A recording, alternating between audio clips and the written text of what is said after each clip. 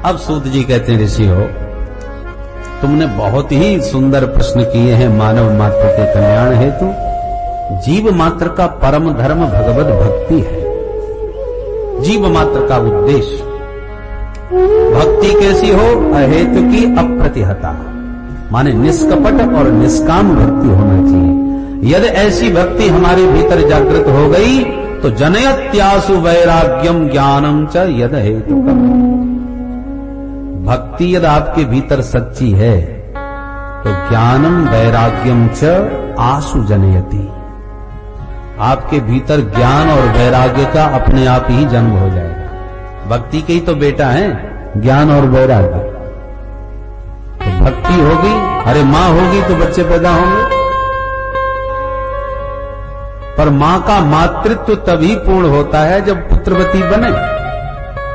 ऐसे ही हमारी भक्ति की सार्थकता तभी है जब भगवान के स्वरूप का हमें बोध होने लगे और जगत से हमें वैराग्य होने लगे।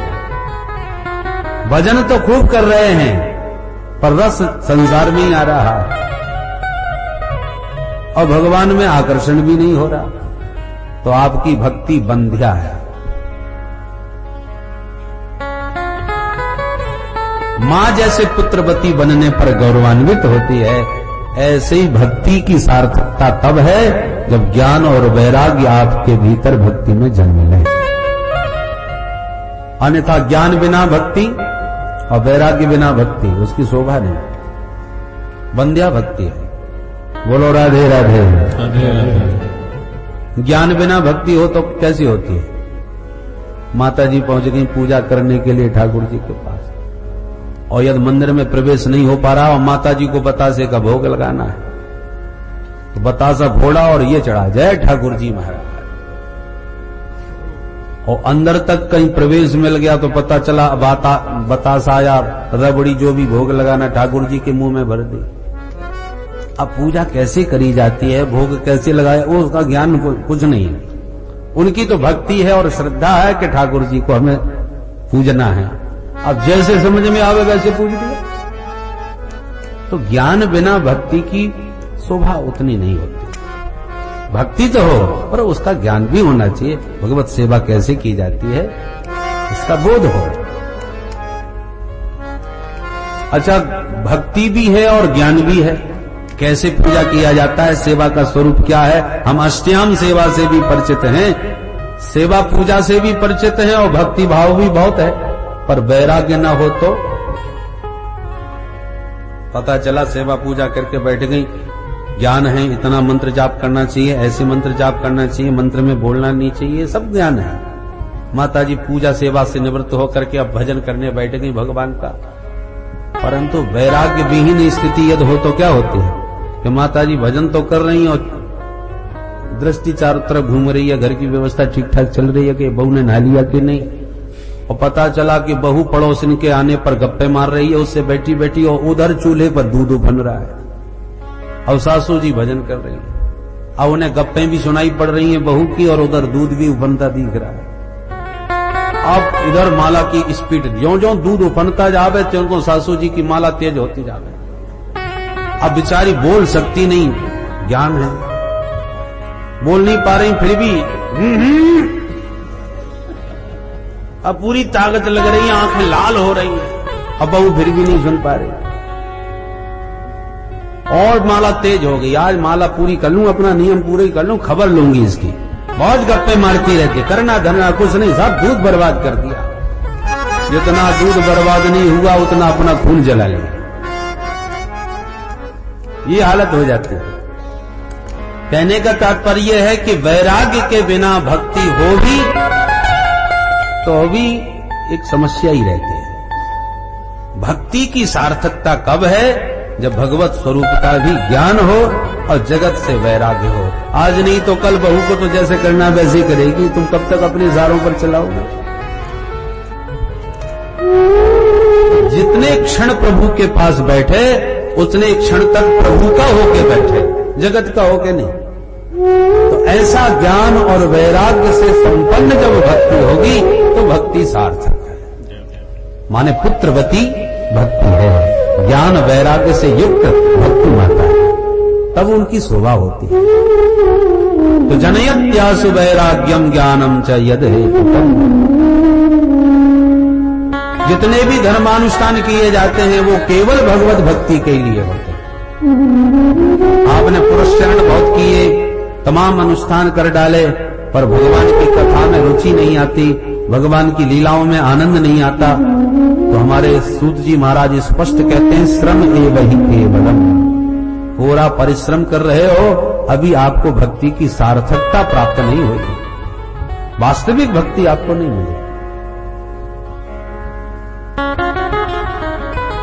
जैसे पतिव्रता पति की सेवा तो करे, पत्नी है सेवा तो करनी चाहिए, परंतु पति की रुचि समझ में ना आवे, तो पति की रुचि न समझती हुई और पति कुछ कहे कुछ चाहे और पत्नी कुछ और करे, उल्टा सीधा व्यवहार करे, तो इसका मतलब वो पति के रुख को ठीक से समझी नहीं। और सच्चा यदि प्रेम है तो उस प्रेम में ये चमत्कार होता है, जिससे सच्चा प्रेम यदि आप करेंगे तो उसको कहने की भी आवश्यकता नहीं पड़ेगी, आप उसके रुख को देखते ही उसकी रुचि समझ लेंगे कि इस समय ये क्या चाहते हैं। तो सच्चे प्रेम का ये चमत्कार है कि मन की बात भी जाने लगे। सेवा भक्ति में तो वो शक्ति होती है। श्री नाभा गोस्वामी जी महाराज, गोस्वामी तुलसीदास जी महाराज के समकालीन संत नाभा जी, जब 5 वर्ष के बच्चे थे अंधे पैदा हुए थे, अकाल पड़ गया, भोजन के लाले पड़ गए, तो माँ बाप ने सोचा कि अंधे को कहां लिए फिरेंगे, तो जंगल में ही उस बच्चे को छोड़ दिया, माता पिता चले गए। बच्चा जंगल में पड़ा रहा, अंधा तो था, जाए कहां। इतने में श्री स्वामी अग्रदास जी महाराज निकल पड़े जंगल से। ये रामानंद संप्रदाय के संत थे। बच्चे को जब जंगल में खड़ा देखा तो पूछ दिया, बेटा कौन हो और कहां से आए हो इस जंगल में? बालक ने आंखों में आंसू भर के कहा, महाराज यही जानना चाहता हूं कि मैं कौन हूं और कहां से आया हूं। स्वामी जी इस उत्तर से बड़े प्रभावित हो गए। बच्चा होनहार है, प्रसन्न हो गए, हाथ में कमंडलू का जल लिया, प्रभु से प्रार्थना करके जो उसकी आंखों में मारा, तुरंत उस बच्चे में नेत्र ज्योति आ गई। बालक समझ गया मुझे समर्थ संत मिले हैं, चरणों में आत्मसमर्पण कर दिया और स्वामी जी के साथ ही चला गया। ऐसी जबरदस्त सेवा करी उस बालक ने श्री अग्रदास जी महाराज की कि वो क्या सोच रहे हैं, उनके मन की बात वो जानने लगा। अग्रदास जी महाराज मानसी सेवा करते थे ठाकुर जी की। कमरे के अंदर आंख बंद करके बैठ गए और मानसी सेवा में ठाकुर जी के पास मन से पहुंच गए और मन से ठाकुर जी को नहला रहे हैं, धुला रहे हैं, खिला रहे हैं, पिला रहे हैं, सुला रहे हैं, सारी सेवा मन से, क्रियात्मक कुछ भी नहीं। पुराने जमाने में पंखे चलते नहीं थे, गर्मियों का समय था। पुराने जमाने में वो वस्त्र सा लटका रहता था रस्सी से, यूं खींच खींच करके, आज भी बिहारी जी में लटका है, तो ऐसे उसी से ही हवा होती थी। तो स्वामी जी जब मानसी सेवा में ध्यान मग्न बैठ जाते थे तो नाभा जी कमरे के बाहर वो रस्सी हिला हिला के गुरु जी की सेवा करते थे, पंखा करते थे। अब मानसी सेवा चल रही थी अग्रदास जी की ध्यान मग्न, और ध्यान में ठाकुर जी को नहला दिया, नहला करके बढ़िया बढ़िया इत्र चंदन सब लगा के वस्त्रालंकार धारण करा दिए और बढ़िया फूलों की माला गूंथ करके भाव से पहनाना चाह रहे थे। माला गूंथ ली, हाथ में भी ले ली, और जैसे ही पहनाने को हो गए कि उनका एक कृपा पात्र शिष्य उद्योगपति व्यापारी था, पानी के जहाज से बहुत सारा धन लेकर के, वैभव लेकर के, संपत्ति लिए जा रहा था। अचानक तूफान ने लहरों में उसके जहाज को घेर लिया और इतनी जोर से जहाज डगमगाने लगा कि किसी भी पलट सकता था, समुद्र में डूबने ही वाला था कि आर्त भाव से पुकार उठा, हे गुरुदेव रक्षा करो, हे गुरुदेव रक्षा करो। आर्त भाव से जब गुरुदेव को पुकारा तो गुरुदेव का हृदय हिल गया और माला लिए जो ठाकुर जी को पहनाने को बैठे थे भाव में, वो माला नहीं पहना पा रहे, दुविधा में माला लिए बैठे रह गए, भाव में आंख बंद किए। गुरुदेव दुविधा में हैं, ये बात नाभाजी बाहर बैठे बैठे जान गए, और किस दुविधा में है वह भी समझ गए। तुरंत प्रभु से प्रार्थना करी नाभाजी ने, हे प्रभु, गुरुदेव की इस पंखा सेवा से जो भी मुझे फल प्राप्त हो रहा है, सुकृत पुण्य प्राप्त हो रहा है, वो पुण्य मैं अपने गुरुदेव, अपने गुरु भाई को प्रदान करता हूँ। मेरे गुरु भाई का वह संकट टल जाए, वो तूफान शांत हो जाए। ये संकल्प नाभाजी महाराज ने किया कि तूफान एकदम शांत हो गया। जहाज बड़े आनंद से आगे बढ़ गया और नाभाजी ने बाहर से आवाज लगाई, गुरुदेव, तूफान एकदम शांत है, जहाज बिल्कुल सुरक्षित है, आप प्रेम से माला पहनाइए। इतना सुनते ही गुरुदेव गदगद हो गए, नेत्र खुल गए और तुरंत बोले, बेटा कौन? सब दौड़ के अंदर आए, नाभाजी चरणों में प्रणाम किया, आपका चरणों का दास नाभा है। बोले, वाह बेटा, मैं इस समय मन से भी क्या सोच रहा हूं वो तू जानता है। तुझे संत सेवा से वो दृष्टि प्राप्त हो गई जो आज तक हम लोग भी ठीक से नहीं देख पाए, वो तू देख रहा है। इसलिए बेटा तू सिद्ध दृष्टि को प्राप्त कर चुका है। अब मेरी आज्ञा है, तू कलयुग में हुए भक्तों का चरित्र है, क्योंकि सतयुग द्वापर त्रेता के भक्तों के चरित्रों से तो शास्त्र भरे पड़े हैं, और कलयुग के प्राणी यही सोचते हैं कि प्रहलाद जी हुए थे सतयुग में, तो उस युग में भगवान आया करते थे। हम तो कलयुग के प्राणी हैं, भला हमको भगवान कैसे मिल सकते हैं? तो कलयुग में किसको कैसे भगवान मिले, उन भक्तों का चरित्र तुम लिखो। नाभाजी बोले, गुरुदेव, मैं पढ़ा लिखा कुछ हूं नहीं, आपके चरणों की सेवा के अतिरिक्त कुछ जानता नहीं, क्या लिखूंगा, कैसे लिखूंगा? स्वामी जी बोले, जब तू मेरे मन की बात जान सकता है बेटा, तो जिस चरित्र को तू लिखने बैठेगा उस चरित्र नायक के मन की बात भी तू जान जाएगा।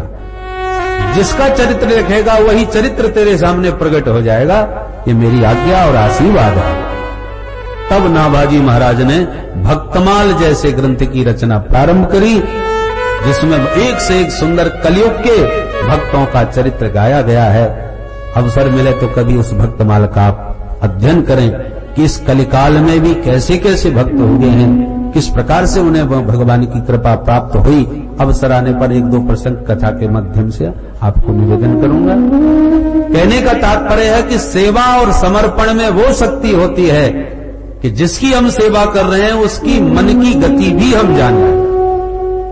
उसी प्रकार जब भगवत सेवा करोगे और सच्चे मन से भक्ति भाव से करोगे तो इसमें बिल्कुल भी संदेह नहीं कि जगत से विरक्ति और गोविंद में अनुरक्ति अपने आप ही हो जाए। और भक्ति सच्ची होना चाहिए, दिखावटी नहीं। भक्ति में दर्शन की उत्कंठा हो, प्रदर्शन न हो। तो जनयत्यासु वैराग्यम, तो निश्चित रूप से जगत से वैराग्य होगा और भगवान से अनुराग होगा। मेरे तो गिरधर गोपाल दूसरों न कोई। गिरधर गोपाल जब मेरा लगने लगे तो दूसरा अपने आप ही दूर हो जाएगा। ये भक्ति का चमत्कार है, भक्ति के पुत्र है, ज्ञान और वैराग्य।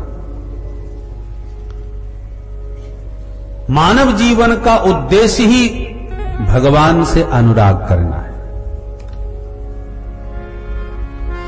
जीवन का लक्ष्य क्या है? तत्व को जानना। सूत जी स्पष्ट कहते हैं, बहुत काम कर लेना जीवन की सार्थकता नहीं है। एक गधा जिंदगी भर कितनी मेहनत करता है मालिक के लिए, कितना कितना बोझा ढोता है, और बोलो मालिक ने कभी धन्यवाद दिया है? वाह बेटा, तूने मेरे लिए इतना समर्पण किया, अपना जीवन मुझे झोंक दिया। किसी गधे को कोई धन्यवाद नहीं मिला। जब मिला तो दो डंडे ही मालिक के खाने को मिले, और काम का नहीं रहा तो धक्का मार के और भगा दिया।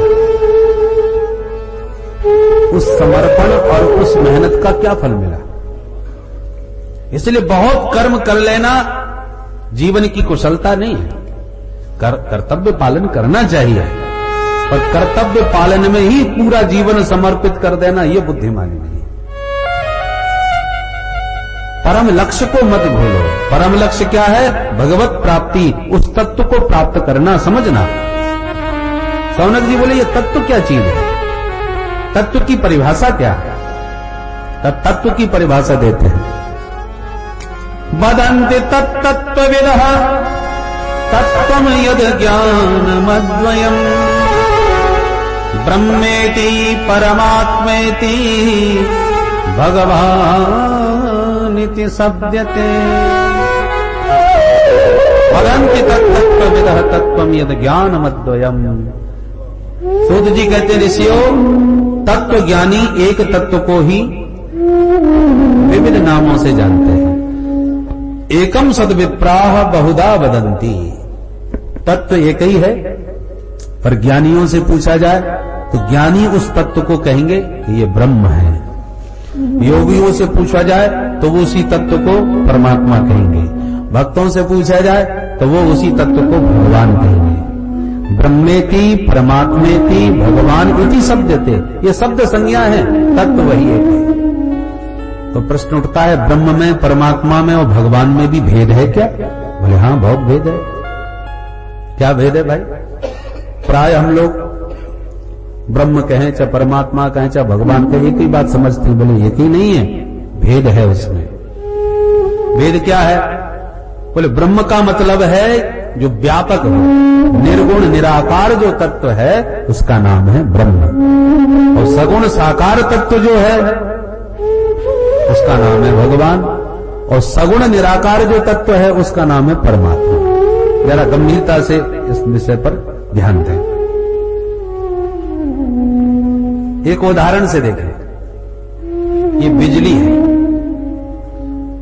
बिजली तो पहले भी थी, परंतु पहले निर्गुण निराकार के रूप में बिजली व्याप्त थी, हमारे प्रयोग में नहीं थी।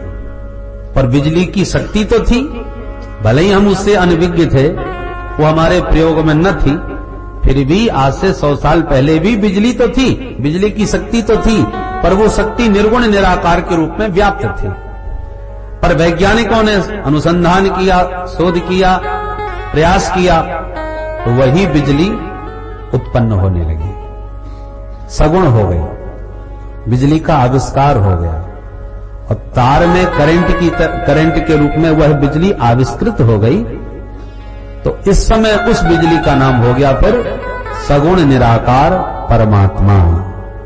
पहले थी वो ब्रह्म, व्यापक थी, पर पानी आदि के संग्रह को करके वैज्ञानिकों ने बिजली उत्पन्न हुई करी, तो उसका नाम हो गया सगुण निराकार तत्व अर्थात परमात्मा।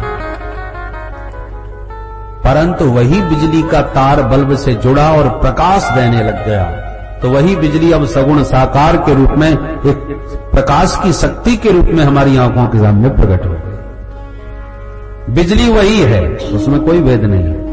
पहले वो निर्गुण निराकार के रूप में व्याप्त थी, फिर सगुण निराकार के रूप में, करंट के रूप में प्रकट हुई, और फिर बल्ब के माध्यम से आलोकित होने लगी, प्रकाशित होने लगी, तो वही भगवान के रूप में अभिव्यक्त हो गई, सगुण साकार बन गई। राधे राधे। तो परमात्मा कहो या ब्रह्म कहो या भगवान कहो, तत्वतः वो एक ही चीज है। परंतु व्यवहारिक दृष्टि से यदि विचार किया जाए तो उसके भेद हो गए। दूसरे दृष्टांत से देखो, पानी कहो या बर्फ कहो या भाप कहो, ये दृष्टांत ज्यादा सुगम है। तत्वतः एक ही चीज है। पानी कोई बर्फ में रख दिया, वो फ्रिज में रख दिया, वो बर्फ बन गया, तो उसी पानी का नाम हो गया बर्फ। और यदि पानी को खौला दिया आग पे चढ़ाकर, तो भाप बन के निकल गया, उसी पानी का नाम हो गया भाप। अब भाप कहो या बर्फ कहो या पानी कहो तो एक ही चीज है। पर हमको लगी प्यास, हमने कहा जरा एक गिलास पानी देना, और आपने बर्फ का डेला पकड़ा दिया, तो मांगने वाला नाराज हो जाएगा, तुम्हारा माथा खराब है, हम पानी मांग रहे हैं, तुम बर्फ दे रहे हो, और तुम तर्क ये दो कि ये भी तो वही चीज है।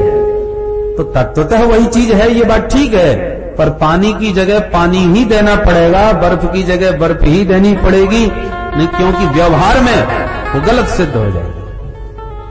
ऐसे ही तत्वतः एक ही चीज है, ब्रह्म कहो, परमात्मा कहो या भगवान कहो, पर रसिकों की दृष्टि से भेद है। जिस ज्ञानी को ब्रह्म में आनंद आएगा वह परमात्मा और भगवान में उसे नहीं आएगा।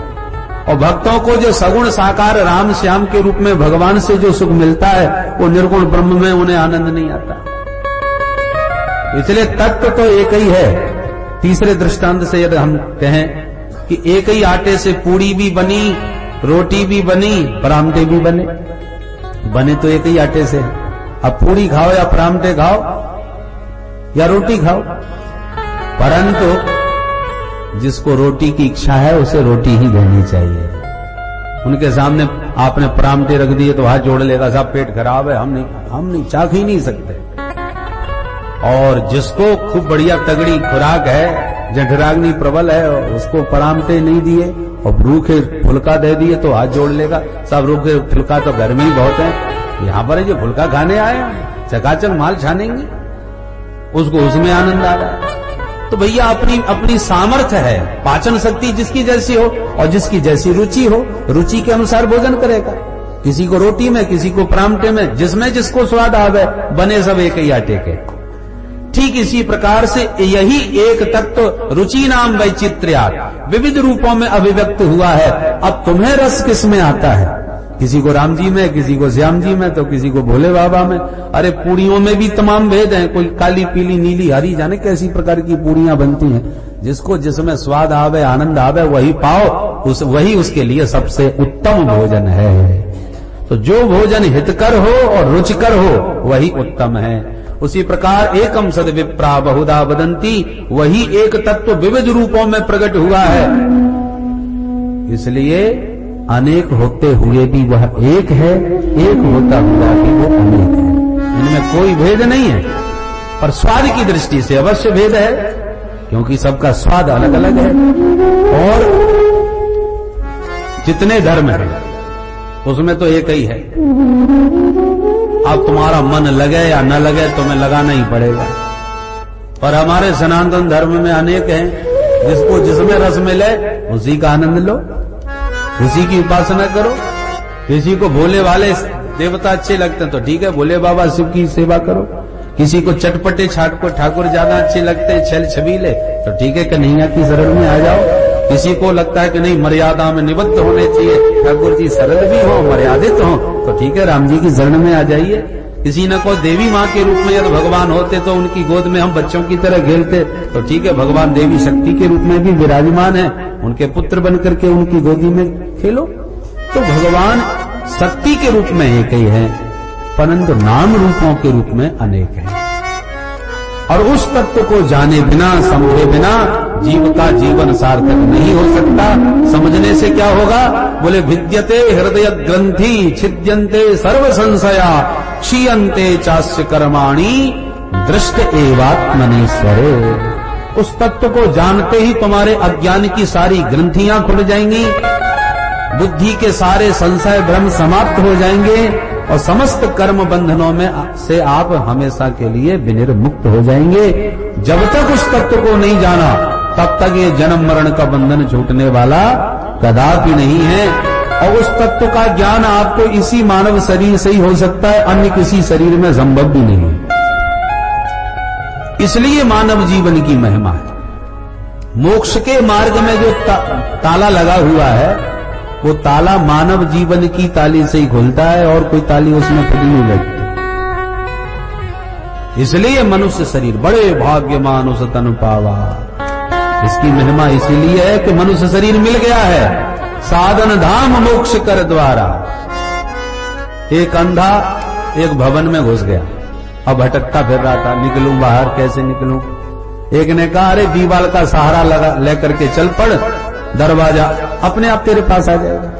बात ठीक थी।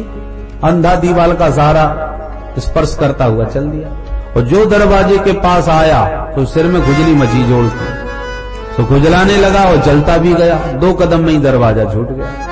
अब एक बार दरवाजा छूटा तो पूरे भवन का दोबारा चक्कर काटना पड़ा। दरवाजा एक ही है। ऐसे ही 84 लाख योनियों के चक्रव्यूह में मोक्ष का दरवाजा केवल मानव शरीर है। अब इस मानव शरीर में यदि इस जीवन में आपने तत्व ज्ञान प्राप्त नहीं किया तो दरवाजा छूट गया और 84 का पूरा चक्कर आपको फिर दोबारा काटना पड़ेगा। पुनरपि जननम पुनरपि मरणम पुनरपि जननी जठरे शयनम। इसलिए संत बार बार सावधान कर रहे हैं, तस्मात् जागृति जागृति, जाग जाओ, अभी समय है, अवसर है। ये दरवाजा तुमसे छूटा जा रहा है। और खुजली क्या है? विषयों का सुख। जन्म जन्मांतरों के अभ्यास से जो विषय जन्य सुख हैं उनके हम अभ्यासी हो गए हैं।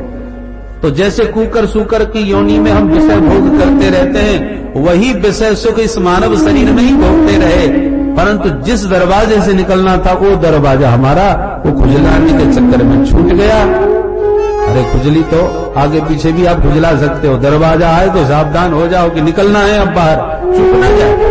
तो वही चूक हमसे बार बार होती है, बार बार जन्म मरण की भवाटिबी में भटक रहे हैं। इसलिए सावधान होकर के दरवाजे पर खड़े तो हैं, बाहर निकल जाए तो कुशलता, और नहीं निकले तो फिर जैसे अन्य शरीर है वैसे मनुष्य शरीर में भी वो आपने वही सब काम किए, आहार निद्रा भय मैथुन, क्या विशेषता रही?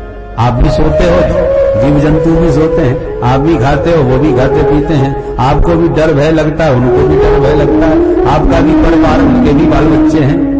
भेद क्या है मनुष्य में और जानवरों में?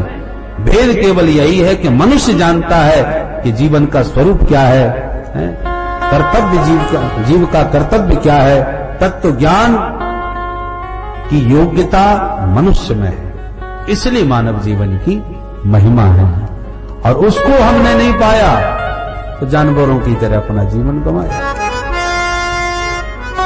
इसलिए भिद्यते हृदय ग्रंथि छिद्यन्ते सर्व संशय।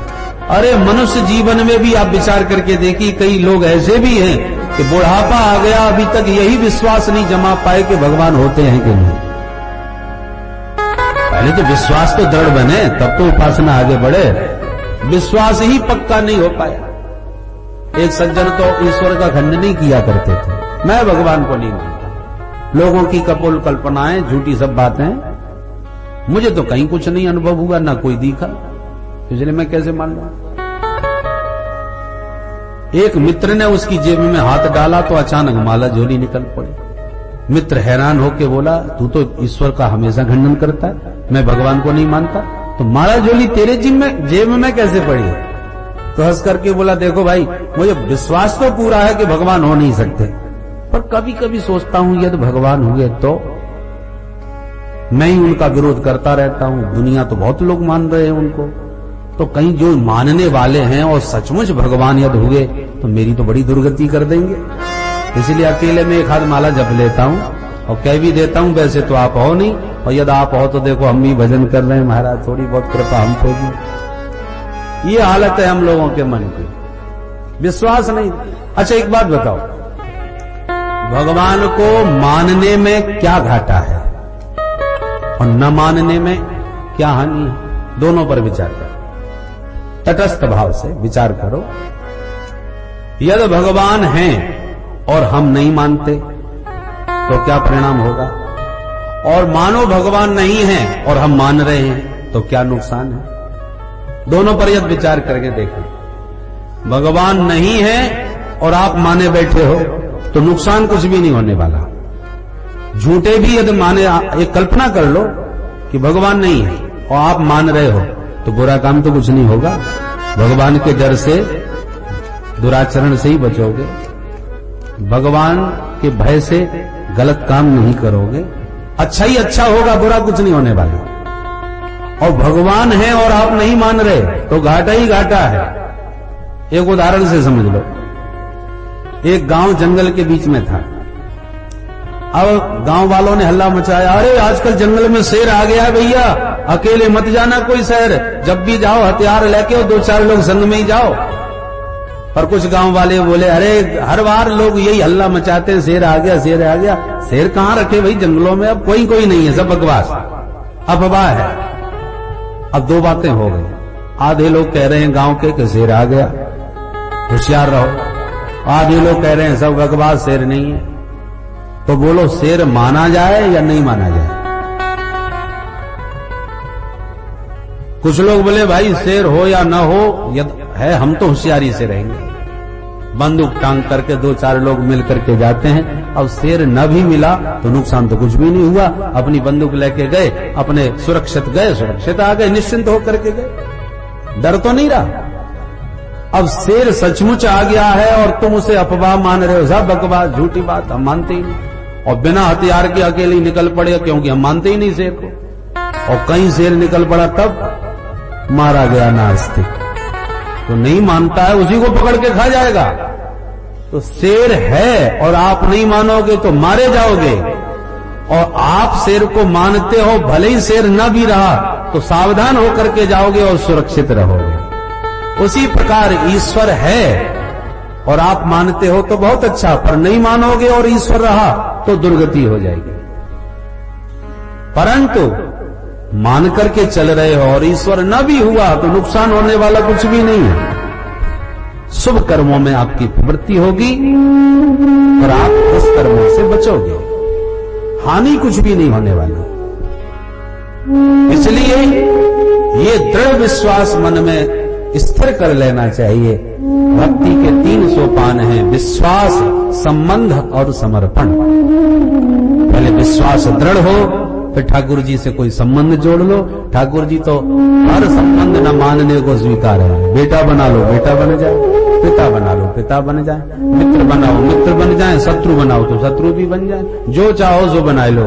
तो हे मोहे नाते अनेक मानिए जो भाव, हर नाता भगवान निभाने को तैयार है। इसलिए उस तत्व को जाने बिना जीवन की सार्थकता संभव नहीं। और वही तत्व अपना विश्वास दिलाने के लिए विविध रूपों में अवतरित होता है। वे ही राम और श्याम बन के हमारे साथ खेलने और खाने भी आए। 7 वर्ष की उम्र में गोवर्धन उठाई दिए। ये सारी लीला करके भगवान दिखाना चाहते हैं कि मैं हूं। बोलो राधे राधे। देखो, और धर्मों में, किसी धर्म में किसी का दूत आता है, उनके खुदा कहो, परमात्मा का, अल्लाह करो, जो भी कहो। अन्य धर्मों में ईश्वर का पुत्र आता है या ईश्वर का दूत आता है। ईश्वर खुद नहीं आता, उनका भगवान स्वयं नहीं आएगा, या तो अपना बेटा भेजेगा या अपना सेवक भेजेगा।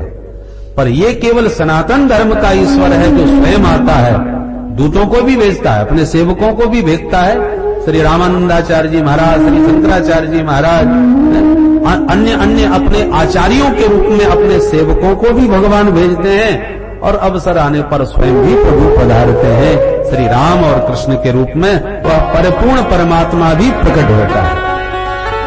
बाकी लोग अपने को खुदा को पुकारते ना, खुद आ। खुदा का मतलब खुद आ, आप स्वयं आइए, नौकर चाकर न भेजिए। पर वो खुद आता ही नहीं, वो भेजता ही रहता है। ये केवल हमारा परमात्मा है जो केवल आता ही नहीं, हमारे साथ खेलता भी है, हमारे साथ खाता भी है, हमारे हाथों से बन भी जाता है, हमारे आंखों के सामने रोने भी लग जाता है।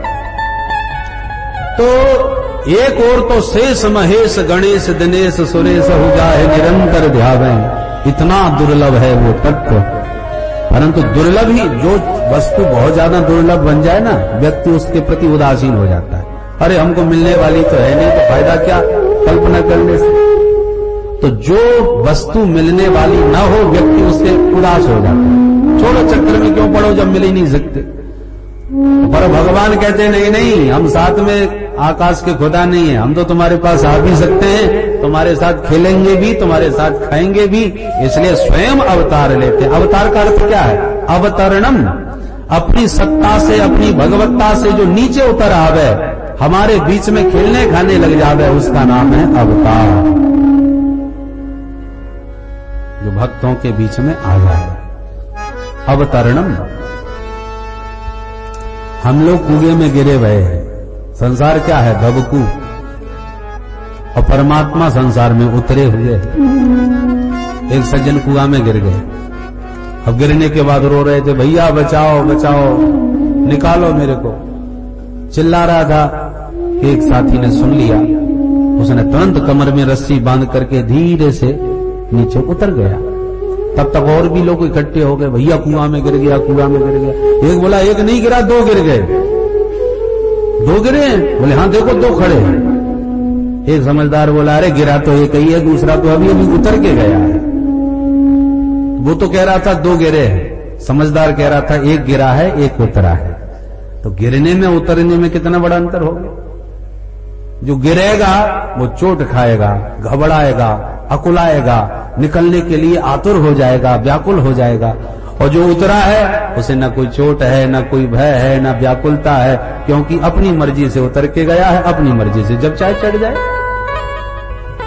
तो गिरने उतरने में बहुत अंतर है। तो संसार क्या है? भवकूप।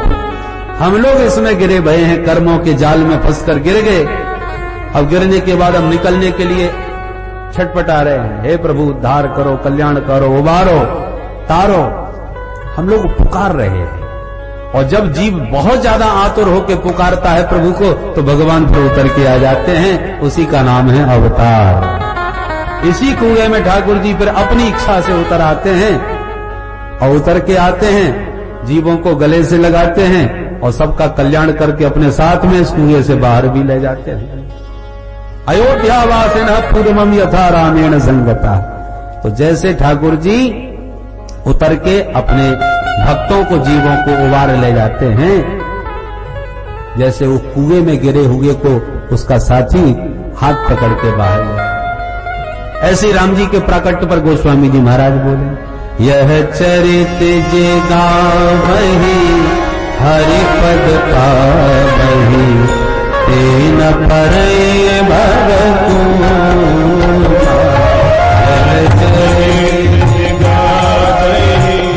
हरिपद पावहि, तेन परय भवतु।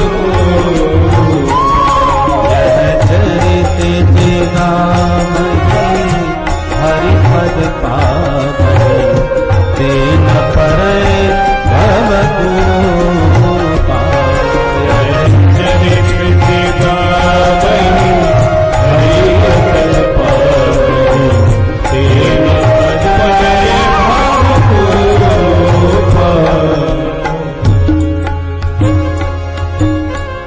राम जी क्यों आए हैं?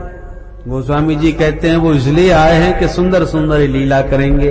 उन लीलाओं से फायदा क्या मिलेगा? मैं निवेदन कर रहा था, रावण को मारने राम जी नहीं आए, तो काय के लिए आए? सुंदर सुंदर लीला करने आए हैं, ताकि उन चरित्रों का चिंतन करके, गान करके, वर्णन करके भक्तों का चित्त भगवान के चरित्रों में लगे, उनके चरणों में लगे। उससे फायदा क्या होगा? बोले जो उनके चरित्रों को गाएगा और सुनेगा, ते न परहि भवकूपा। फिर इस भवकूप में, इस कुएं में वो दोबारा नहीं गिरेगा। राम जी के पावन चरित्र उसके चित्त को अपनी ओर आकृष्ट करके इस कुएं से उन्हें उबार ले जाएंगे। ते न परहि भवकूपा।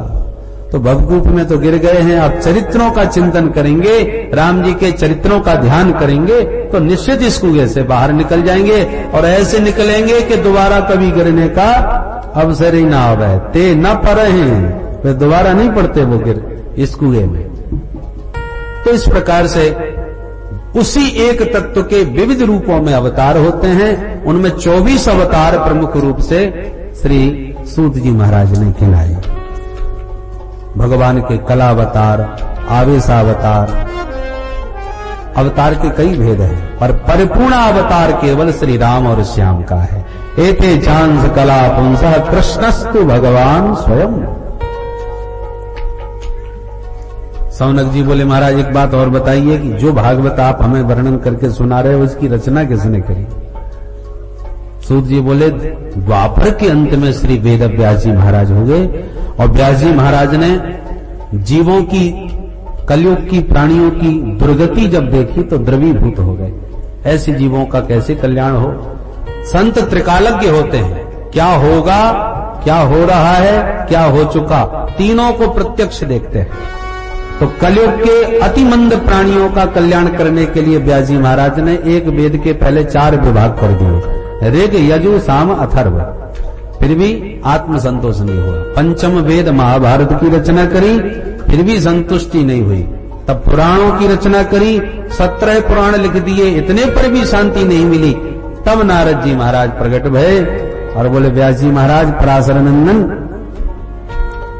पाराशर्य महाभाग भवतः कच्चिदात्मना परितुष्यति शारीर आत्मा मानसैव वा। हे पराशर नंदन व्यास जी महाराज, आपका चित्त हमें अशांत दिखाई पड़ रहा है, उसका कारण बताऊं? बोले बताओ महाराज। बोले आपने ग्रंथ तो बहुत लिखे हैं पर आपने अपनी योग्यता उसमें ज्यादा दिखाई है। अरे जब तक गोविंद के गुणानुवाद नहीं गाओगे व्यास जी, तब तक आपको शांति मिलने वाली नहीं है। मैं पूर्व में दासी पुत्र था, मुझ नारद को देखा, परंतु संतों के सत्संग से ऐसा संस्कार मेरा जगा कि मैं गोविंद के चरणों का दीवाना हो गया।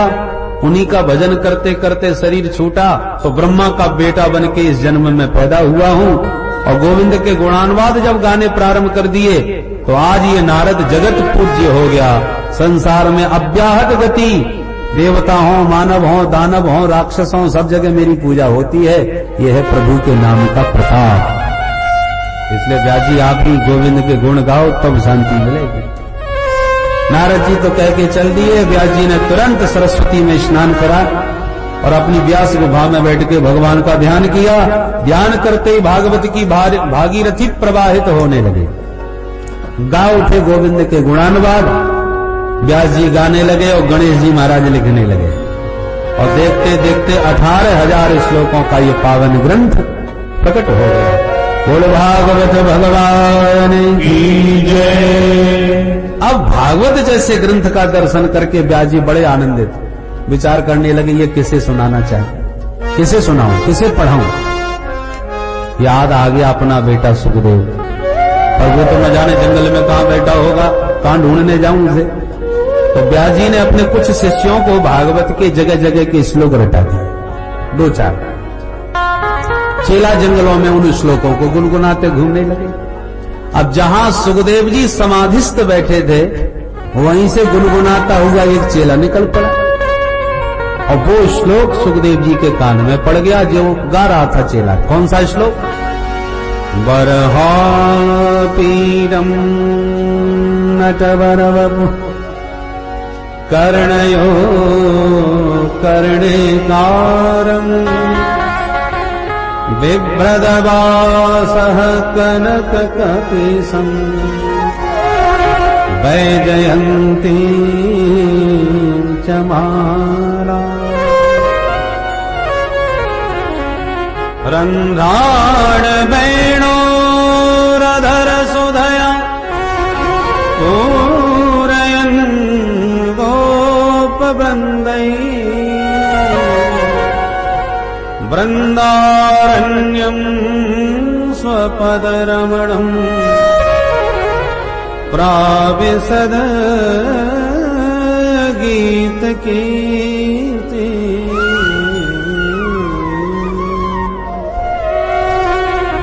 मोर के पंख का मुकुट धारण किए माधव गैया चराते, बैजंती माला को फहराते लहराते, पीतांबर फहराते, बंसी बजाते, शाम के वक्त ग्वालों से घिरे हुए गोपाल अपने वृंदारण्य में प्रवेश पा रहे हैं।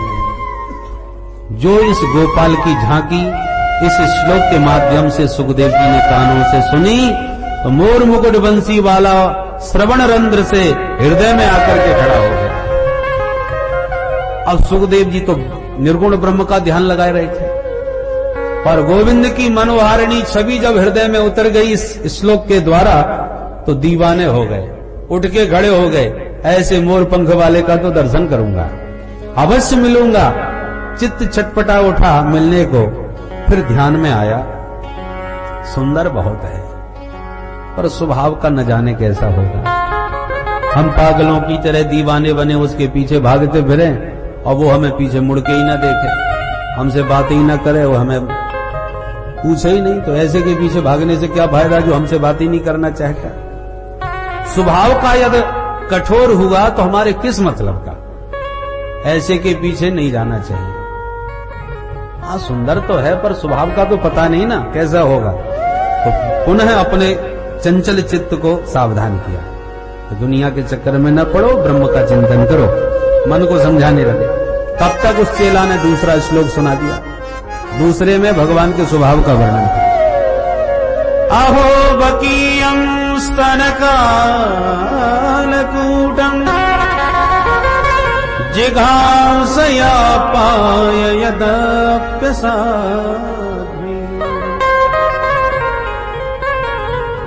लेभे गतिं धातृचितां ततोऽन्यम् कम्बादयालुं शरणं व्रजे कम्बादयालुं शरणं व्रजे। अहो आश्चर्यम्, इससे बड़ा महान आश्चर्य क्या होगा कि जो कालकूट विष लगाए स्तनों में पापनी पूतना स्तनपान करा के भगवान को मार डालना चाहती थी, विषपान करा रही थी, पर उसके सारे पापों पर पर्दा डाल के प्रभु पुलकित हो गए, प्रसन्न होके बोले, अरे बुरी भली जैसी भी सही, पर काम तो मेरी मैया जैसा कर रही है। कितने प्यार से मुझे गोद में लिया, कितने प्यार से मुझे स्तनपान कराया, ये सारा व्यवहार एक माँ जैसा है। इसलिए धात्र्योचित गतिम लेभे, माँ जसोदा के समान गति उस पूतना जैसी पापनी को भी प्रभु ने प्रदान कर दी। ऐसे परम दयालु की शरण में भला कौन अभागा आना नहीं चाहेगा। जो पूतना में दोष नहीं दे सके वो भला भक्तों का दोष देखेंगे। जन अवगुण प्रभु मान का, जन अवगुण प्रभु मान का, जन अवगुण प्रभु मान का, जन अवगुण प्रभु मान का, दीन बंधु अति मृदुल स्वभाव, दीन बंधु अति मृदुल स्वभाव, दीन बंधु अति मृदुल स्वभाव, दीन बंधु मृदुल स्वभाव, अति मृदुल स्वभाव, अति मृदुल स्वभाव, अति मृदुल स्वभाव, अति मृदुल स्वभाव। दीवाने हो गए सुखदेव जी। वाह, इतना सुंदर होने के साथ साथ इतना दयालु, इतना कृपालु, अब नहीं चूकना चाहिए। हरेर गुणा क्षिप्त मति भगवान बादरायणी। उठ के खड़े हो गए और भागे भागे आए, भैया बड़े प्यारे श्लोक सुनाए, जरा दो चार और गुनगुना दो। चेला बोला, हमारे गुरुजी ने 2 ही सिखाए थे, और सुनना चाहो तो चलो गुरुजी के पास। 18,000 श्लोकों का एक बड़ा सुंदर ग्रंथ बनाया है, उसमें ऐसे ही सब सुंदर सुंदर श्लोक हैं। सोई दीवाने सुखदेव जी उस चेला के बहाने दौड़े दौड़े चले आए और व्यास जी के चरणों में साष्टांग प्रणाम किया, उठा करके पुत्र को हृदय से लगा लिया और बोले, बेटा ये ग्रंथ तुम जैसे परमहंसों के लिए ही मैंने तैयार किया है, बैठो। और मन में पुलकित हैं व्यास जी, जो पैदा होते ही भाग गया था, मेरे गोविंद के चरित्रों का चमत्कार है जो चुंबक की तरह उसे खींच लाया। प्रभु का चरित्र सुखदेव जी को खींच कर पुनः व्यास जी के पास ले आया। अध्यगान महदाख्यानम, तब अपने प्रिय पुत्र को व्यास जी महाराज ने सांगोपांग संपूर्ण भागवत संहिता का श्रवण कराया। और भागवत रस में डूबे हुए महामुनि श्री सुखदेव जी एक दिन घूमते हुए इसी पावन बरगद के नीचे बैठे और अवसर पा करके परीक्षित के माध्यम से सारे संसार को वह भागवत सुधारस पान करा दिया। बोलो भागवत भगवान की जय, सुखदेव जी महाराज की जय। तो सुखदेव महाप्रभु ने परीक्षित को कथा क्यों सुनाई, इसका कारण द्वितीय सत्र में सुनाएंगे। ठीक 2:30 बजे पुनः आप पधारिए। आइए मिलकर के गोविंद नाम स्मरण करते हुए वाणी को जरा। जय सिया राम, जय जय सिया राम, जय सिया राम, जय जय सिया राम, जय सिया राम, जय जय सिया राम, जय सिया राम, जय सिया राम, जय सिया राम, जय जय सिया राम, जय सिया राम, जय जय सिया राम,